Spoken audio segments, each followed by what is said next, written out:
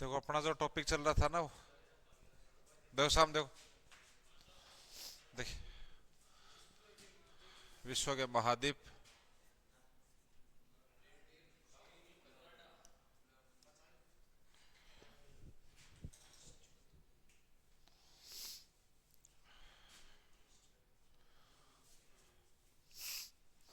विश्व के महाद्वीप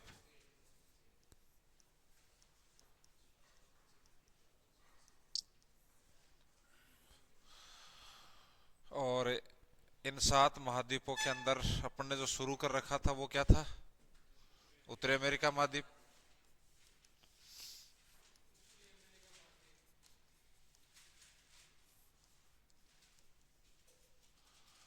फिर महाद्वीप में जो सिलेबस में आपके दे रखा है उसमें सारी चीजें अपन साथ साथ में देख रहे थे। इस उत्तरी अमेरिका महाद्वीप में एक तो अपन ने शायद पर्वत देख लिए, या पर्वत श्रेणी बोल दो, पर्वत चोटियां और झीलें चल रही थी। हाँ, ये हो गए थे दो। पर्वत श्रेणियों के अंदर खास करके जिसको पढ़ना है आपको, या जिस पर्वत श्रेणी पे जोर देना, वो कौन सी है? रॉकीज। कौन सी? रॉकीज पर्वत श्रेणी। ये विश्व की दूसरी सबसे लंबी पर्वत श्रेणी है। प्रश्न ये है कि रॉकीज की सबसे ऊंची चोटी कौन सी है?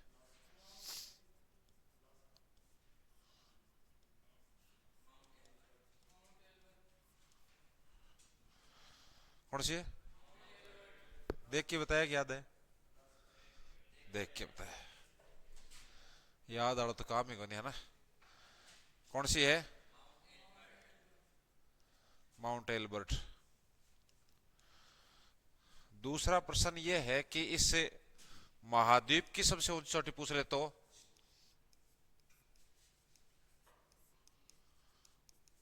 जवाब क्या होगा? Mount McKinley.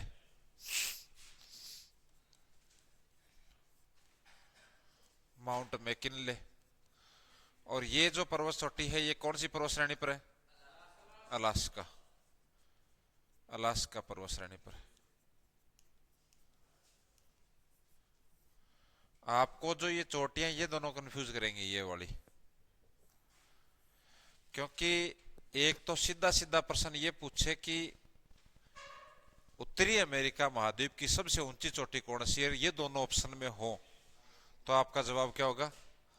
Mount McKinley. लेकिन वो ये पूछ ले, क्योंकि आपको ये याद रखना है कि जो 7 महाद्वीप आपने देखे, सातों की पर्वत श्रेणी आपको ये पढ़नी पड़ेगी, एक एक तो पढ़नी पड़ेगी, जो कि उसकी सबसे लंबी पर्वत श्रेणी है। और सातों महाद्वीप की सबसे ऊंची चोटी भी पढ़नी पड़ेगी अपने को, क्योंकि ये सिलेबस में दे रखा है सीधा सीधा। तो ये तो याद होना चाहिए। इसलिए आपको ये पूछे ना कि रॉकीज पर्वत श्रेणी की सबसे ऊंची चोटी कौन सी, तब तो माउंट एल्बर्ट जवाब दोगे आप। लेकिन किसी महाद्वीप में जिसमें उत्तरी अमेरिका महाद्वीप की पूछे तो आपका जवाब क्या होगा? माउंट मैकिनले होगा। उसके बाद में अपन पढ़ रहे थे झीलें। क्या पढ़ रहे थे?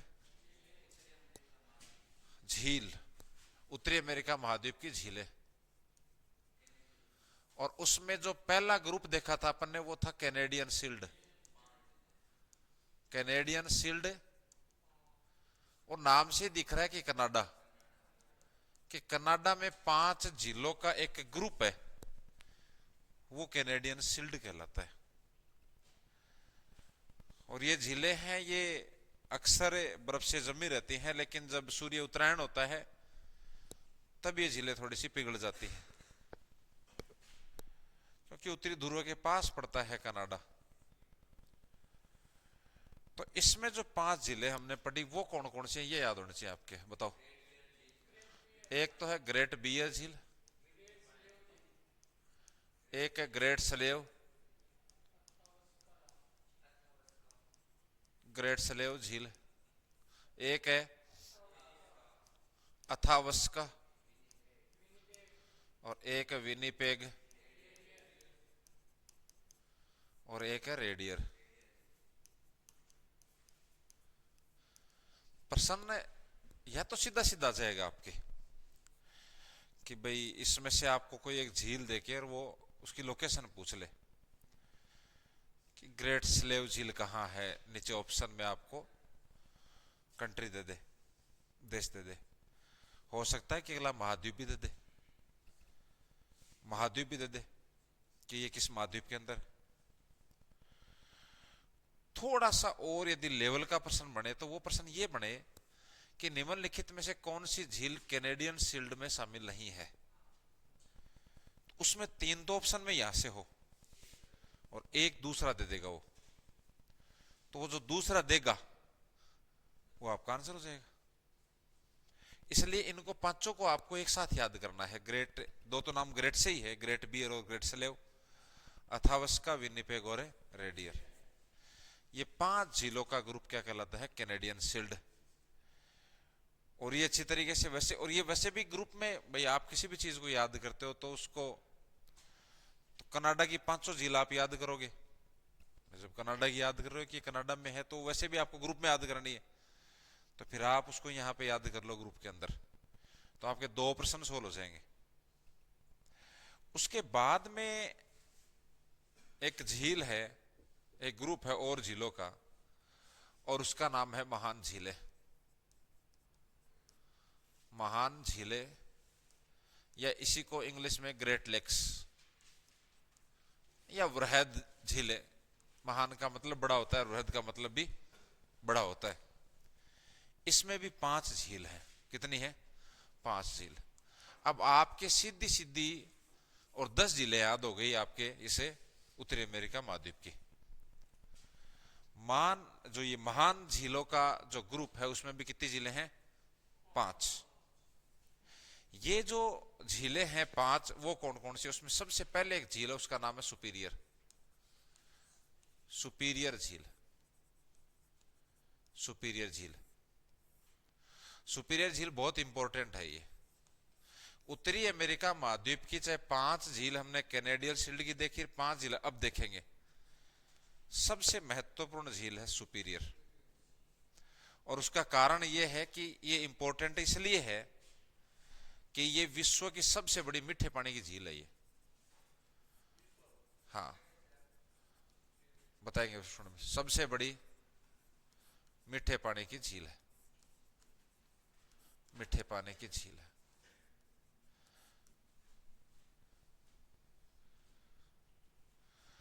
विश्व की सबसे बड़ी मीठे पानी की झील है। दूसरा ये बन सकता है कि उत्तरी अमेरिका महाद्वीप की सबसे बड़ी झील है।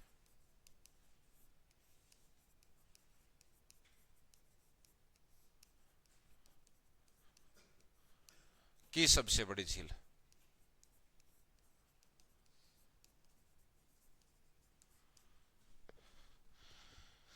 ये जो लाइन है ना, ऊपर वाली लाइन, इसलिए इंपॉर्टेंट है ये। आगे हम वो दूसरे महाद्वीप में पढ़ेंगे, तब आगे और चलेंगे, लेकिन एक बार इस पे फोकस करो आप। सुपीरियर झील, विश्व की सबसे बड़ी मीठे पानी की झील कौन सी है? सुपीरियर। सुपीरियर से जस्ट आप आगे चलोगे ना, ये लोकेशन में बताऊंगा मैं आपको कहां पर है, एक साथ ही बताऊंगा 5। इसके जस्ट आप आगे चलोगे तो एक झील आती है जिसका नाम है हुरन झील। हुरन, कौन सी? हुरन। इसके बाद में एक नहर आती है जिसका नाम है सू नहर। सू नहर, नहर तो जानते हो। और ये जो सू नहर है वो इन दोनों झीलों के बीच में है। एक बार बाद में लिखना, एक बार सामने देखो आप। इसमें है कैसे वो देखो आप, कि ये जो इस मानचित्र को आप देखोगे ना, ये कहां गया रो मानचित्र? ये देखो इधर, ये ऊपर वाली ये कंट्री कौन सी है, और नीचे वाले यूएसए, संयुक्त राज्य अमेरिका। ये जो कैनेडियन शील्ड है वो तो टोटल कनाडा के अंदर है, लेकिन ये जो महान झील हैं जिसमें 5 झील है, उसमें से 4 झील कनाडा और यूएसए की बाउंड्री पर है। उसमें सुपीरियर भी एक है, उसके बाद में हुरन है। मिशिगन है वो पूर्ण रूप से यूएसए के अंदर है। फिर आगे वापस ईरी और ओंटारियो आएंगी, वो वापस इनकी बाउंड्री पर है। तो मतलब इस तरह से वो झीलें हैं। जैसे ये आपकी सुपीरियर हो गई, उसके बाद हुरन हो गई, मिशिगन नीचे रह गई, इसके बाद में आपकी ये ईरी हो गई, और फिर आपकी ओंटारियो हो गई। इस तरह से ये बाउंड्री पर है ये। और इन 5 झीलों का जो ग्रुप है वही क्या कहलाता है? महान झील। इसमें से यहां इन दोनों के बीच जो नहर है उसका नाम है सू नहर। तो सू नहर जिन झीलों को जोड़ती है वो है सुपीरियर और हुरन। कैसे? देखो इधर, जैसे इधर यहां एक झील है, ये तो आपकी हो गई सुपीरियर झील, सुपीरियर झील। और सुपीरियर झील में खास करके आपको याद ये रखना है कि विश्व की सबसे बड़ी मीठे पानी की झील है ये। उसके बाद आप आगे जाओगे तो यहां एक झील है, उसका नाम है हुरन, हुरन झील।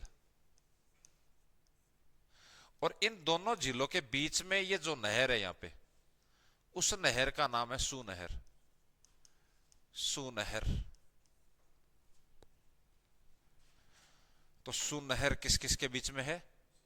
सुपीरियर और हुरन झील। उसके बाद में आप आगे जाओगे तो ये नीचे की साइड है, क्योंकि अमेरिका यूएस से नीचे है। ये है मिशिगन झील। और मिशिगन झील है ये पूर्ण रूप से कहां पर है? यूएसए में है। उसके ऊपर जाओगे वापस बाउंड्री पे, यहां एक झील है, उसका नाम है ईरी, ईरी। गिरी तो मतीरम होया करे ना, ये ईरी है। क्या? ईरी। और उसके बाद में यहां जो नहर है, यहां नहर, उसका नाम है ईरी नहर। फिर उसके बाद में लास्ट में यहां एक झील है और उसका नाम है ओंटारियो। यहां एक झील है, उसका नाम है ओंटारियो झील।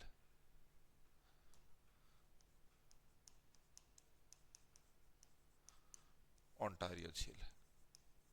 और यहां इसके बीच में जो एक नहर है वो है वेलंड नहर।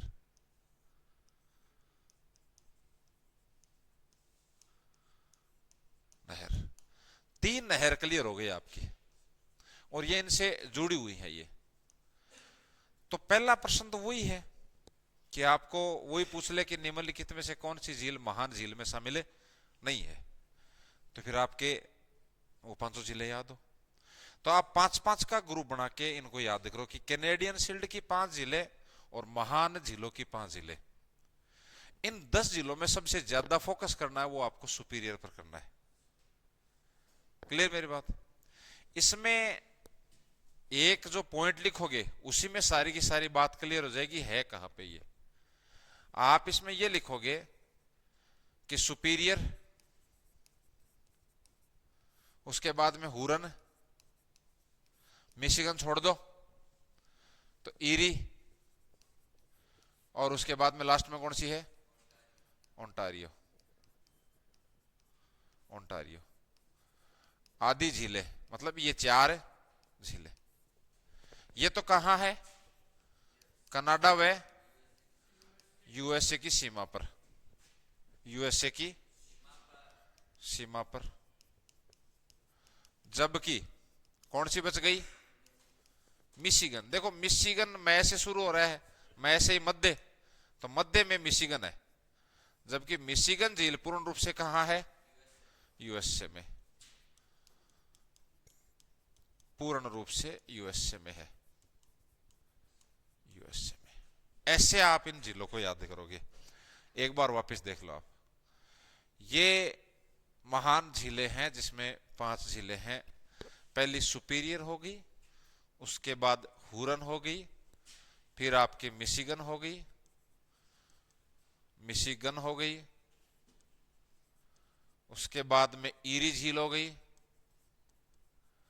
ईरी झील, और लास्ट में ओंटारियो, ओंटारियो झील हो गई। इसमें याद रखना है कि ये जो नहर है सू नहर, वो तो इनके बीच में है, सुपीरियर और हुरन। उसके बाद में ईरी, ईरी नहर है वो इन दोनों के बीच में है, और वेलंड है वो इन दोनों के बीच में। इनको लिखो एक बार आप। है क्या हुआ? आपकी इच्छा है जैसे लिख लो आप। इसमें तो ये लाइन लिखोगे ना, सुपीरियर में तो दो लाइन है, सुपीरियर की दो लाइन तो ये लिखोगे ना, लिख लिए? Michigan, Michigan.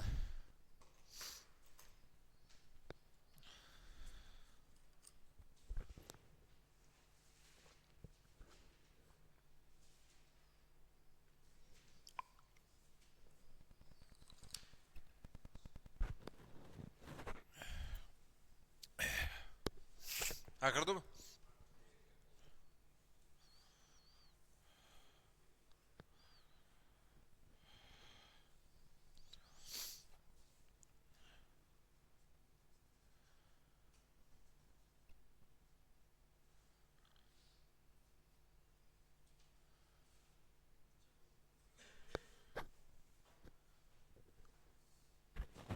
ये तीनों नहर लिख लेना ये अलग से, कि किन किन को जोड़ रही है।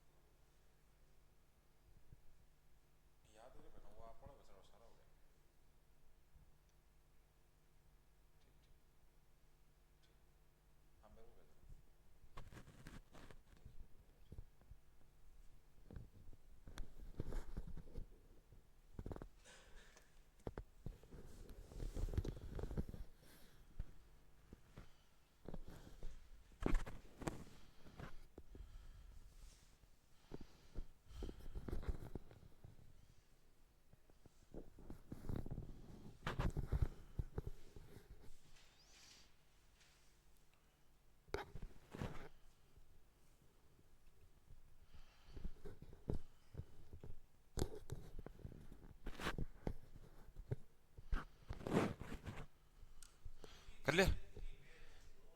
महल, नहर भी है, झील भी है। हाँ, नहर जोड़ने वाली है, झील झील है।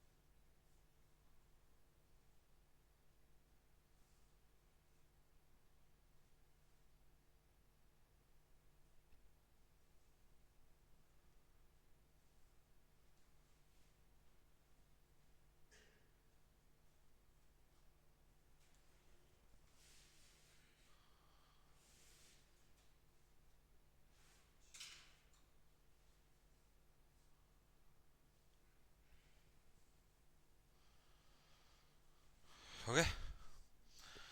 तो ये झीलें हो गई आपकी उत्तरी अमेरिका महाद्वीप की 10 की 10। आपको ऐसे याद करनी है, 5-5 ग्रुप बना के, ठीक है? उसके बाद में देखो, तीन चीजें हो गई अपनी, पर्वत श्रेणियां या पर्वतमाला हो गई। पर्वत चोटियों में दो महत्वपूर्ण चोटी हमने देखी, और उसके बाद उत्तरी अमेरिका महाद्वीप की झीलें। और जैसे हमने उस दिन क्लास में देखा था कि यही आपके सिलेबस में अलग अलग बना के दे रखा है, और यही अपने एक साथ है। अब देखो, एक तो आपको ये मानचित्र है ना, ये थोड़ा आराम से है ना, इन चीजों को देखा करो आप। इनसे बहुत सारी चीजें याद होती है अपने को, लोकेशन थोड़ी सी याद होती है ना, तो चीज आसान होती है। और उत्तरी अमेरिका महाद्वीप में तो कुछ इतना बड़ा है भी नहीं। जैसे मैंने उस दिन आपको बताया था कि ये अलास्का, जहां हमने अलास्का पर्वत श्रेणी देखी थी, जिसके ऊपर पर्वत चोटी है, उसका नाम क्या है? नहीं रे, माउंट मैकिनले। कौन सी? Mount McKinley. तो वो जो अलास्का पर्वत श्रेणी है, वो जो अलास्का प्रांत है, वो यूएसए का हिस्सा है, भले ही बीच में कनाडा है। कितनी बात है पढ़ने। ये अलास्का, ये रहा वो, यहां वो अलास्का पर्वत श्रेणी है, ऊपर वो ब्रुक्स है। ब्रुक्स सबसे उत्तरी थी और अलास्का पर माउंट मैकिनले थी। उसके बाद में यहां पर हमने क्या देखा था? रॉकीज। ठीक है ना। ये कनाडा हो गया आपका, और वो ग्रीनलैंड है, विश्व का सबसे बड़ा द्वीप। और उसमें हमने ये बात ये भी की थी कि ये भौगोलिक दृष्टि से ये उत्तरी अमेरिका महाद्वीप के पास है, लेकिन राजनीतिक रूप से इसके ऊपर जो अधिकार है आज के टाइम, वो डेनमार्क का है। और डेनमार्क एक यूरोप की कंट्री है। तो अपन तो नॉर्मली ये पढ़ते हैं, ज्यादा तो खास पढ़ते नहीं है कि भाई विश्व का सबसे बड़ा द्वीप कौन सा है, तो वो ग्रीनलैंड है। तो वो ग्रीनलैंड इसके टच में है, देखो ऊपर यहाँ पे इधर, जबकि बीच में पूरा का पूरा अटलांटिक महासागर आ जाता है। फिर उसके बाद में यूरोप आता है, नीचे अफ्रीका आता है, और फिर यूरोप का एक देश है डेनमार्क। उस हाँ है, है।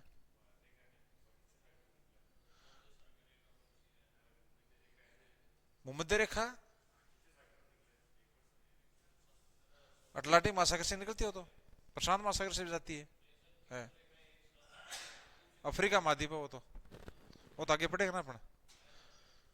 अच्छा हाँ, वो तीनों क्या, चारों ही, जिसमें कर्क रेखा भी है, मकर रेखा भी है, और अपने ये भूमध्य रेखा भी है, और ग्रीनविच भी है।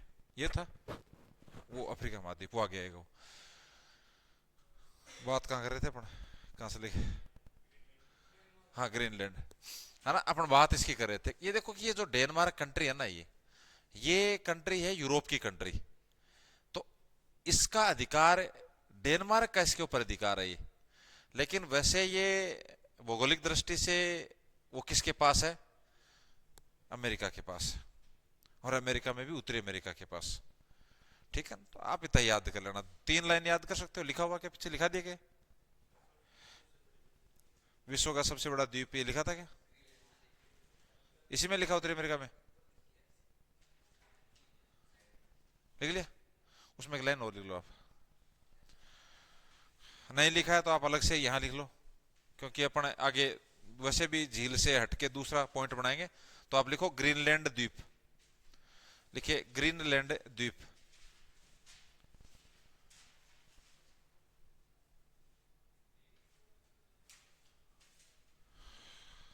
डैश लगाए लिखो, विश्व का सबसे बड़ा द्वीप,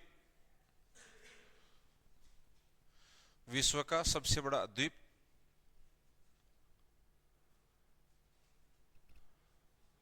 विश्व का सबसे बड़ा द्वीप कोमा लगाए लिखिए, जो कि भौगोलिक दृष्टि से, जो कि मैं समझा दूंगा अभी, भौगोलिक दृष्टि से, राजनीतिक दृष्टि से मतलब क्या, जो कि भौगोलिक दृष्टि से उत्तरी अमेरिका महाद्वीप के पास है, उत्तरी अमेरिका महाद्वीप के पास है।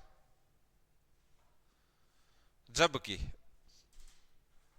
जबकि इस पर राजनीतिक दृष्टि से डेनमार्क का हिस्सा है, और डेनमार्क के ब्रैकेट में लिख लेना यूरोप, ताकि समझ आ जाए। जबकि राजनीतिक दृष्टि से,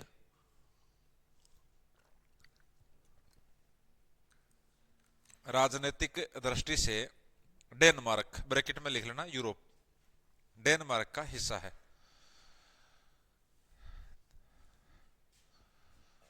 देखो, दो शब्द आए अपने पास, एक तो आया भौगोलिक,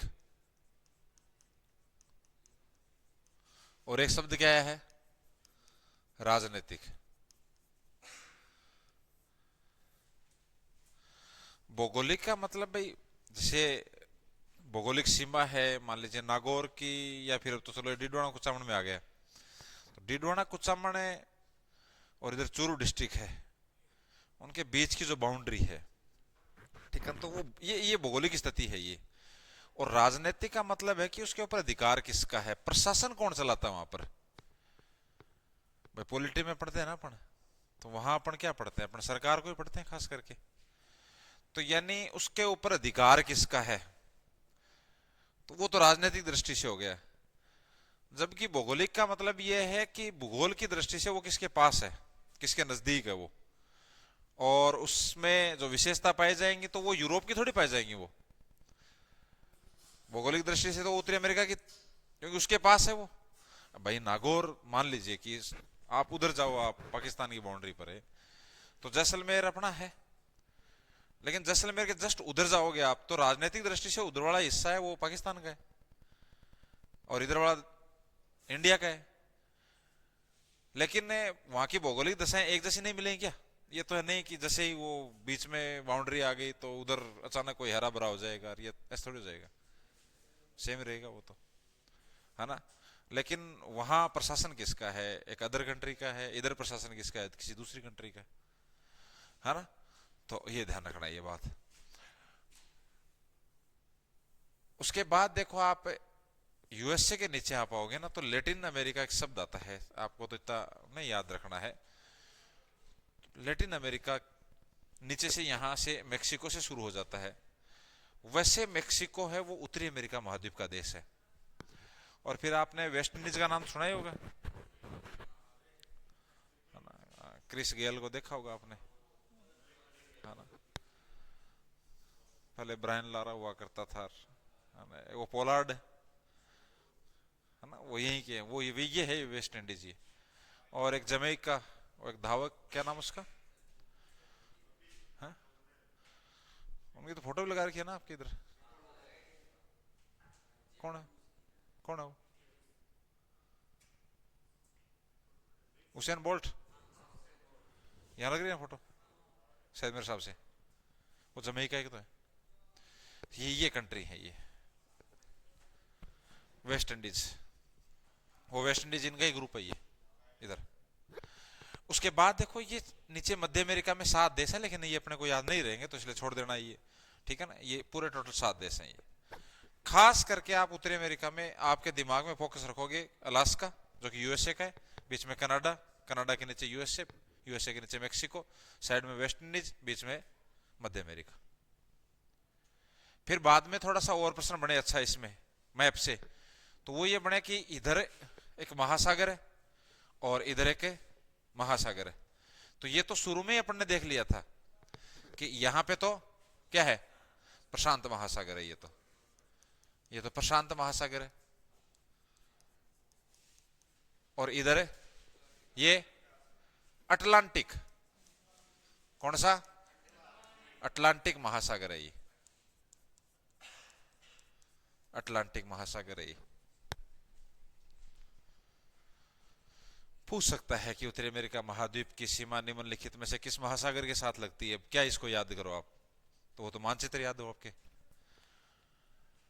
तो ये थोड़ा सा याद रखना है मानचित्र को। उसके बाद में जो इसके अंदर है, इस उत्तरी अमेरिका महाद्वीप में और अपने को क्या क्या पढ़नी है, तो एक पढ़नी है अपने को नदियां, क्योंकि ये भी सिलेबस में दे रखा है कि विश्व की प्रमुख नदियां, तो फिर आप लास्ट में जाके अलग अलग पढ़ो तो भली बात इसमें है कि इसके साथ पढ़ते जाओ आप, तो नदियां। तो उसके बाद बात करते हैं अपने उत्तरी अमेरिका महाद्वीप की नदियां।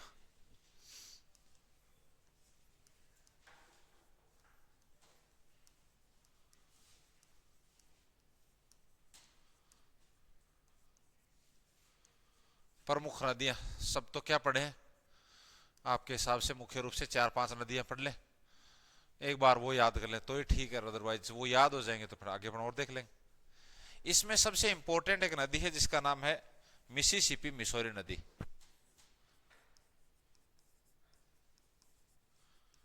मिसिसिपी मिसौरी नदी, वो मैंने टेस्ट बना के दिया था, वो सौर मंडल वाला दे दिया, वो नहीं है, है? जिसमें सिर्फ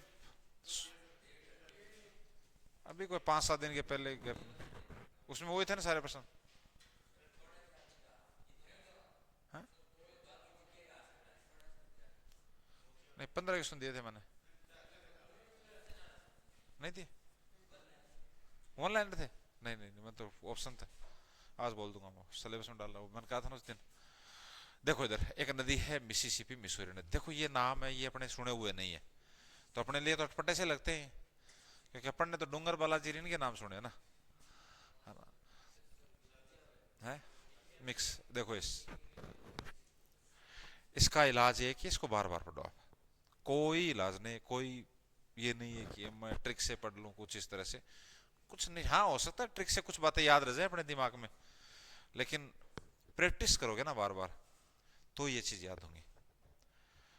गहराई से पढ़ने की कोशिश मत करना। आप जिस एग्जाम की तैयारी कर रहे हो उसमें आपको कोई स्पेशलिस्ट नहीं बनना है, आपको आपका काम निकालना है। और काम निकालने का मतलब ये कि मोटी मोटी चीज याद हो जाए।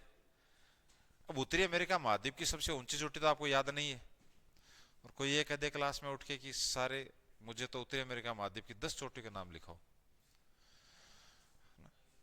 याद अपने यही नहीं है कि सबसे ऊंची चोटी कौन सी है ना।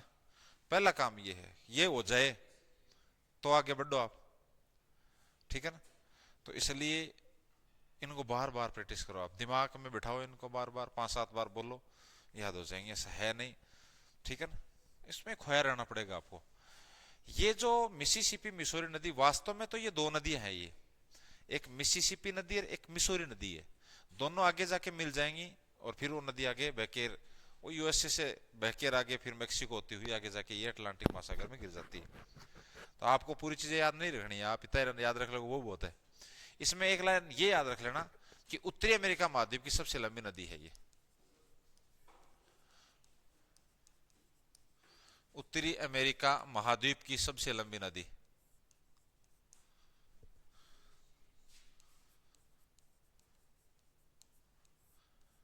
सबसे लंबी नदी, ठीक है। मिसिसिपी मिसौरी, इतना याद कर लेना, बस बहुत है, ठीक। उसके बाद में देखो एक नदी और है, और उसका नाम है सेंट लॉरेंस नदी। लॉरेंस विश्नोई नहीं है ये, है ना, सेंट लॉरेंस नदी।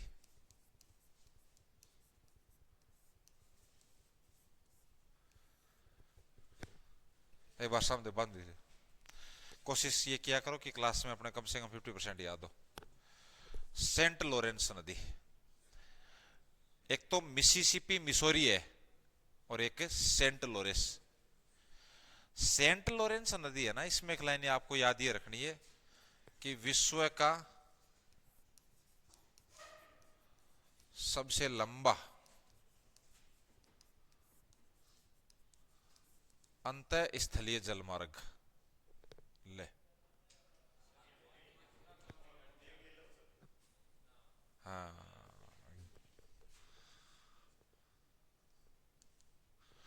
अंतः स्थलीय जलमार्ग।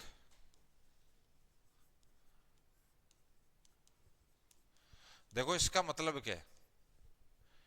एक शब्द पहला तो दो शब्द आपको तो अटपटे लग रहे होंगे अचानक, कि एक शब्द तो आ गया अंतः स्थलीय। सुनो ध्यान से, अंतः स्थलीय, भाई स्थल का मतलब होता है जमीन वाला भाग, और अंतः स्थलीय मतलब है कि जमीन के अंदर, अंदर वैसे नहीं। भाई आप विश्व में देखोगे तो आप महासागर पढ़ते हो तो वहां जल भाग पढ़ते हो, और जमीन वाला भाग पढ़ते हो, स्थल भाग पढ़ते हो, वहां महाद्वीप पढ़ते हो। तो महाद्वीप के ऊपर की बात हो रही है।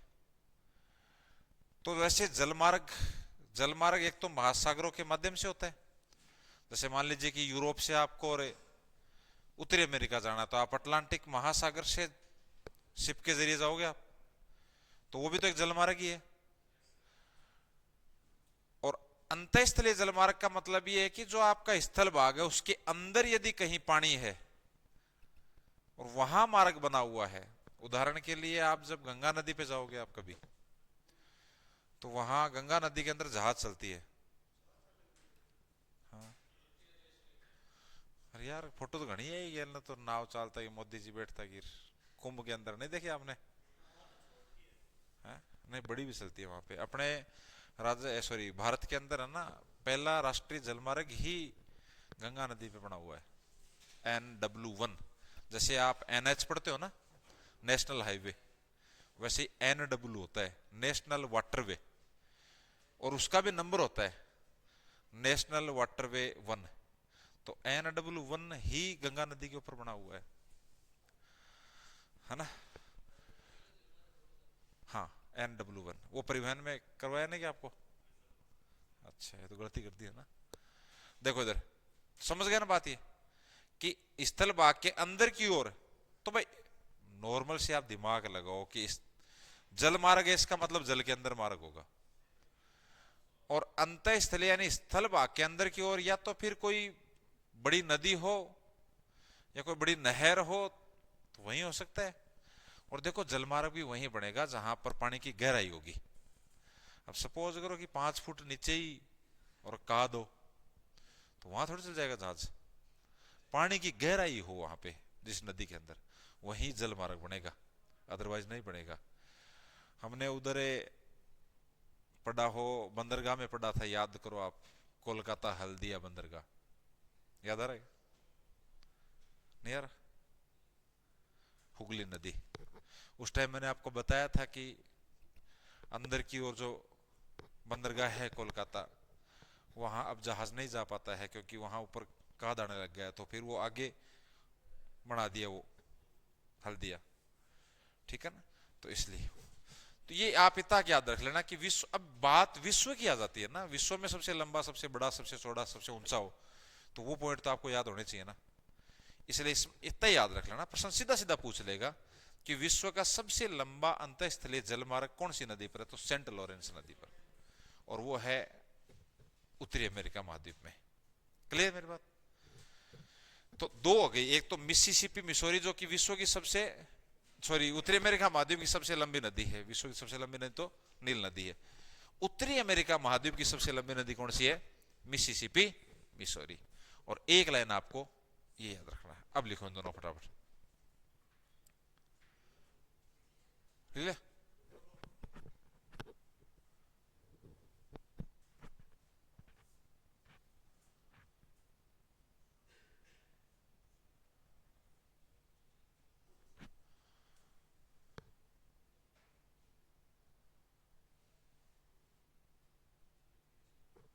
देखो इधर, उसके बाद में एक नदी है और उसका नाम है कोलोराडो नदी।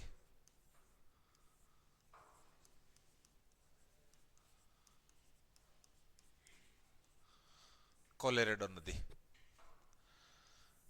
कोलोराडो नदी, इसके अंदर क्या याद रखना आपको? इसमें याद रखना है एक गोर्ज। गोर्ज का मतलब मैंने आपको बताया था कि जब नदी बह रही है और आगे जाके वो कहीं, जैसे मान लीजिए किसी पहाड़ी क्षेत्र से वो बह रही है और आगे अचानक वो नदी, वो पहाड़ क्षेत्र समाप्त हो जाए, तो वो नदी ऐसे झरने की तरह है, एक जलप्रपात के रूप में ऊपर से गिरेगी वो, तो वहां खड्डा बढ़ना शुरू हो जाएगा, उसको गोर्ज बोलते हैं। तो एक तो पीछे हमने पढ़ा था, वो तो मैंने पढ़ा दिया आपको, तो उसका जवाब तो आप दोगे कि आपको ये पूछ ले कि विश्व का सबसे गहरा गोर्ज कौन सा है। अब पन्ना पलटा है, अब यही कौन बेरो लिखेड़ा गड़े,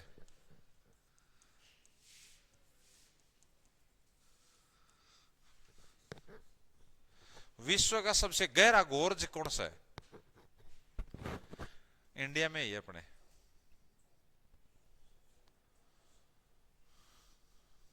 पढ़ मत लियो, बुंजी गोर्ज। और ये जो नदी, जिस नदी के द्वारा बनाया जाता है वो सिंधु नदी है।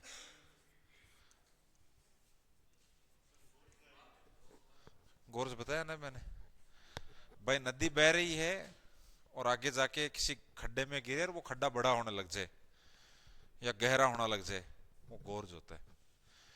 तो विश्व का सबसे गहरा गोर्ज तो बुंजी गोर्ज है, वो अपने इंडिया में ही है, लद्दाख के अंदर, जो पीओके वाला बेल्ट है, और ये सिंधु नदी बनाती है ये।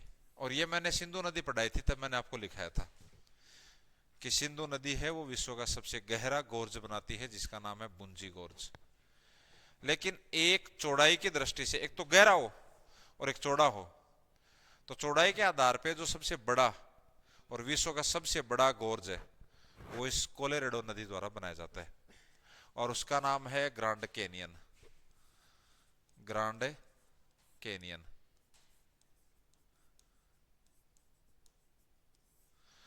है ना। ये जो गोर्ज है, जैसे बुंजी गोर्ज का निर्माण तो कौन सी नदी कर रही है? सिंधु नदी। वैसे ही ग्रांड कैनियन जो गोर्ज है उसका निर्माण कौन सी नदी कर रही है? कोलोराडो नदी। कौन सी नदी? कोलोराडो नदी। इसमें आपको ये लिखना है कि इससे कि विश्व का सबसे बड़ा गोर्ज, ये क्या होने लग जाता है अचानक इसमें? कहाँ है मखिस है? विश्व का सबसे बड़ा गोर्ज, हाँ। आप ये भी लिख सकते हो विश्व का सबसे चौड़ा गोर्ज।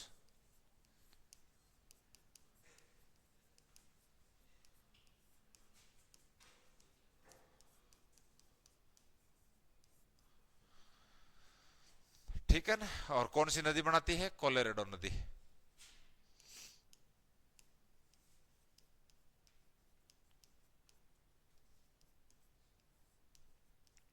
नदी द्वारा निर्मित।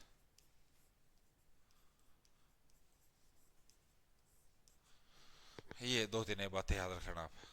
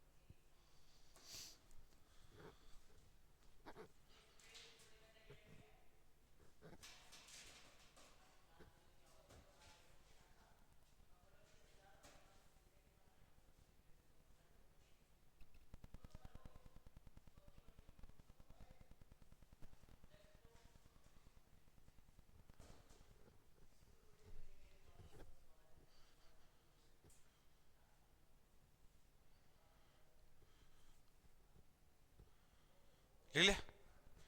उसके बाद दो नदियां और है, एक है हडसन नदी।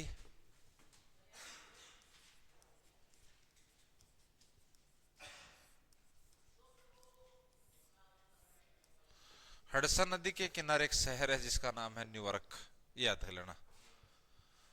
इस नदी के किनारे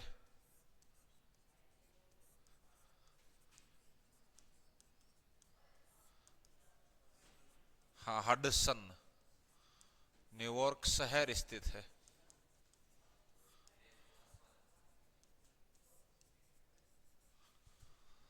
और लास्ट एक नदी और याद कर लेना, पोटोकेम।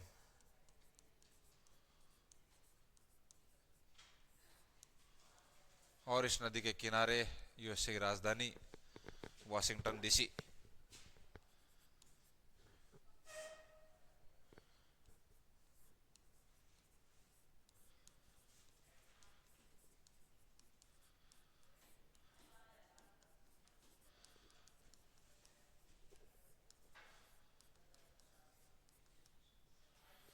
स्थित है।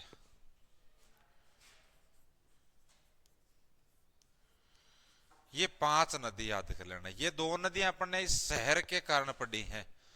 पूछ लेगा कि न्यूयॉर्क किस नदी के किनारे है और वाशिंगटन डीसी किस नदी के किनारे है।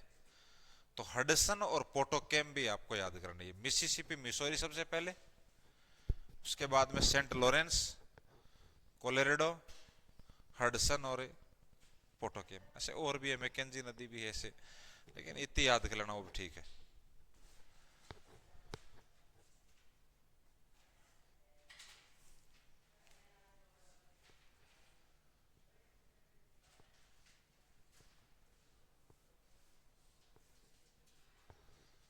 अब टेस्ट कर दे, खा लिए वो बोल देता हूँ मैं, वो टॉपिक डलवा देंगे वो, है ना।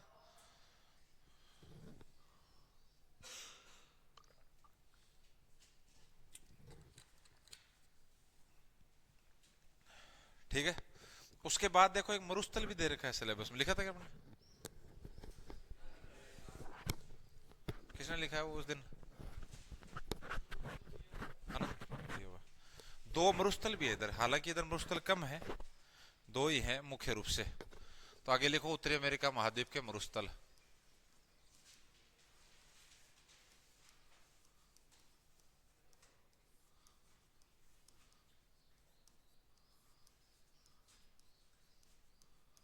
मरुस्थल जिसमें एक है, दोनों यूएसए में है मुख्य रूप से, एक है सोनोरन,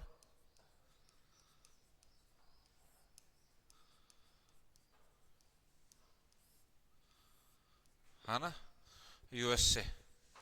देखो मुख्य विस्तार यूएसए में ही है। मुख्य विस्तार का मतलब होता है मैक्सिमम, और थोड़ा बहुत नीचे मेक्सिको में भी है ये। Sonoran, Sonoran, Sonoran. और एक है मोजावे,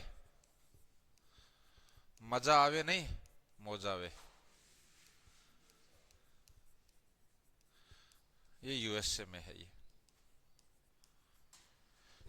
सोनोरन के फिर तीन भाग हैं, कोलोराडो है, यूमा और यूहा है। आप इतना याद कर लो वही बहुत है। याद करना चाहे तो कोई कर सकता है, मैं लिख देता हूं कि इसके तीन भाग है या तीन मरुस्थल है। एक तो है कोलोराडो, अभी थोड़ी देर पहले अपने नदी पड़ी थी, कोलोराडो मरुस्थल। एक यूमा मरुस्थल,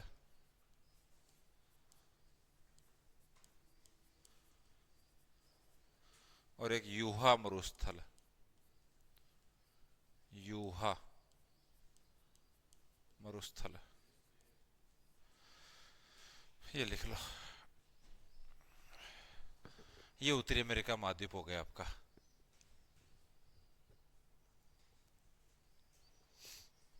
इसमें मैदान बच गए, तो मैदान अलग टॉपिक है थोड़ा सा, वो समझाने वाला, तो वो एक साथ पढ़ा के कंपैरिजन करके बताएंगे, ठीक है।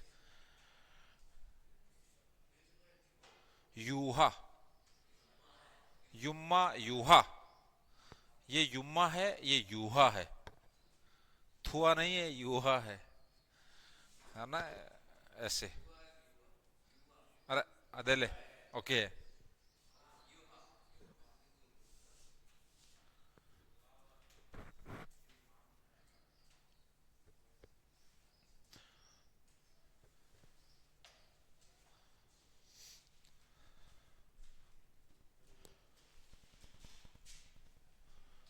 ले, ये उत्तरी अमेरिका महाद्वीप। एक बार शॉर्ट शॉर्ट में वापस दे लेते हैं अपन, रिवीजन कर लेते हैं इसका।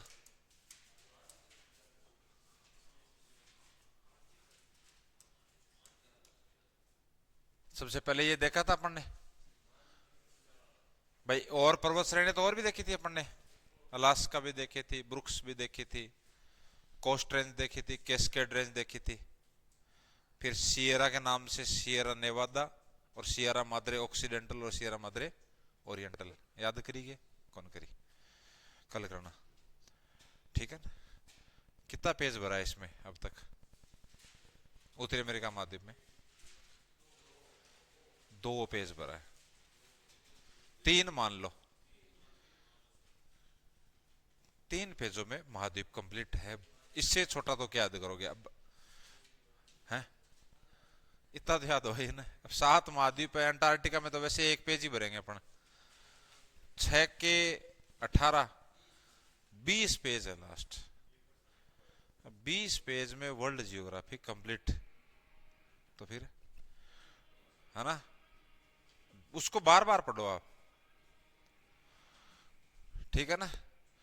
तो ये 2 चोटियां अच्छे से याद होनी चाहिए, माउंट मैकिनले और माउंट एल्बर्ट और रॉकीज। माउंट एल्बर्ट तो रॉकीज की सबसे ऊंची चोटी है, रॉकीज जो कि उत्तरी अमेरिका महाद्वीप की सबसे लंबी पर्वत श्रेणी है। पर्वत श्रेणी, पर्वत श्रेणी और पर्वत चोटी में अंतर है, मैं 10 बार बता चुका है बात, है नहीं। अरे तो बात तो हिमालय बताई, जद बताइए भाई तीसरे नंबर की दो ये है, बाकी में लिखी है 10, तो अपन 10 तो में लिख ली, अभी तो बोल रहा हूं मैं। Rockies, Alaska, Brooks, Coast Range, Cascade Range, Sierra Nevada, Sierra Madre Occidental, Sierra Madre Oriental, 8 तो इसमें लिखी है अपन ने, है ना। वो तो हिमालय है वो विश्व की तीसरी सबसे लंबी है, इसलिए उसके पहले दो कौन सी हैं वो उसके साथ लिखाई थी कि भाई पहली एंडीज है और 2 नंबर पे रॉकीज है और 3 नंबर पे अपने हिमालय का नंबर आता है। अब एंडीज तो कौन से महाद्वीप में, दक्षिण अमेरिका में। हिमालय कहां है, एशिया में। और रॉकीज कहां है, उत्तरी अमेरिका में। तो पर्टिकुलर सब कुछ छोड़ के फोकस करें सिर्फ उत्तरी अमेरिका महाद्वीप पर, कि उत्तरी अमेरिका महाद्वीप की सबसे लंबी पर्वत श्रेणी कौन सी, तो आपका जवाब रॉकीज होगा, क्योंकि एंडीज तो है नहीं उत्तरी अमेरिका महाद्वीप में। भाई आपको ये पूछ ले एशिया की सबसे लंबी पर्वत श्रेणी कौन सी है, तो आप हिमालय बोलोगे, रॉकीज और एंडीज तो है नहीं अपने यहां पर, ठीक है ना। तो ये 3 नाम, रॉकीज, माउंट एल्बर्ट और माउंट मैकिनले, और वो जो मैंने कल करवाए थे। उसके बाद में झीलों में मैंने बता दिया कि 5 कैनेडियन शील्ड में, 5 महान झीलों में, इसमें जो 5 हैं वो Great Bear, Great Slave, Athabasca, Winnipeg और रेडियर। फिर महान झीलों में जो 5 हैं वो सुपीरियर, क्रम से याद करोगे थोड़ा सा याद हो जाता है, सुपीरियर, हुरन, फिर मिशिगन मध्य में, और वो नीचे मतलब यूएसए में, फिर ईरी और ओंटारियो, फिर इनके बीच में जोड़ने वाले 3 नहर याद कर लेना, है ना। उसके बाद में हमने क्या पढ़ा था, ये वो आएगी। उसके बाद ये तो चलो उधर आ गया दक्षिण अमेरिका, ये तो कल बात करेंगे, है ना। फिर अपन ने बात की थी किसकी, नदियों की। इसमें 5 नदियां तो पढ़नी है पढ़ने को तो 10-12 नदियां हैं मोटी मोटी। मिसिसिपी मिसोरी है वो इस उत्तरी अमेरिका महाद्वीप की सबसे लंबी नदी है। उसके बाद में हमने एक नदी कौन सी पढ़ी, सेंट लॉरेंस। इसमें ये लाइन याद की अपन ने कि विश्व का सबसे लंबा अंतः स्थलीय जलमार्ग कौन सा है, किस नदी पर है, सेंट लॉरेंस। फिर एक कोलोराडो पढ़ी अपन ने, कोलोराडो में ये बात पढ़ी। और जैसे ही आप ग्रांड कैनियन को पढ़ते हो, ग्रांड कैनियन के साथ ही आप बुंजी गोर्ज को पढ़ो। ये भी एक गोर्ज है, ये लिखा ना मैंने, ये भी एक गोर्ज है, ये भी एक गोर्ज है। ये तो सबसे गहरा है बुंजी गोर्ज तो, और ये सबसे बड़ा है। भाई बड़े का मतलब होता है क्षेत्रफल ज्यादा घेरे वो, ठीक है ना। उसके बाद पोटोकेम और हडसन। तो पोटोकेम के किनारे तो वाशिंगटन डीसी है और हडसन के किनारे न्यूयॉर्क है। और फिर उसके बाद में मरुस्थल पढ़े पढ़ने, है ना। 2 हैं, सोनोरन और मोजाबे। अब बताओ रिवीजन में कितना टाइम लगा, रिवीजन करने में कहां लगी 5 मिनट 2 मिनट लगी है। रिवीजन में कितना टाइम लगा अपने को, कुछ नहीं लगा। रिवीजन फास्ट तभी होता है जब एक बार ढंग से आप उसको पढ़ो। भाई हमने पढ़ा तो इसको 1 घंटे है ना 2 मिनट में पढ़ते तो याद ही नहीं होता है। पढ़ा अपन ने 1 घंटा है, और 1 घंटा पढ़ा है तो फिर जाके 2 मिनट में रिवीजन हुआ है इसका। तो ये चीजें याद होनी चाहिए भाई। वो टेस्ट कल है, यदि वो उसने पीयूष ने डाल दिए तो फिर मैं इसके बना दूं मैं, तो उसको पूछ भी उसको